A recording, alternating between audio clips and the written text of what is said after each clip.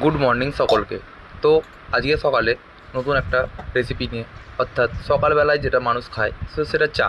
তো চা শুরুতে আমি বলে দিই, চা করার জন্য ফার্স্টে একটু জল নিয়ে নেবেন পাত্রে, তারপর চিনি দিয়ে দেবেন, চিনিটা ফুটতে দেবেন, একটু ফুটতে দেওয়ার পর দুধটা চিনির জলের সঙ্গে মিশিয়ে নেবেন। তারপরে 3 চামচ মতো চা দিয়ে দেবেন, দিয়ে কিছুক্ষণ ওয়েট করবেন চাটা ফোটার জন্য। চাটা মিনিমাম যেন 3 থেকে 4 মিনিট ফোটে।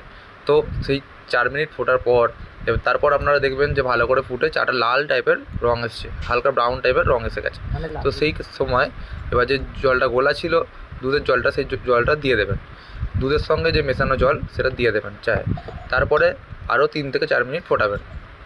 ফোটানোর পরে যখন ভালোভাবে ধরে যাবে, তো তখনই বুঝবেন যে যখন ফুটবে জলটা ভালোভাবে, তখনই বুঝবেন যে চাটা হয়ে গেছে।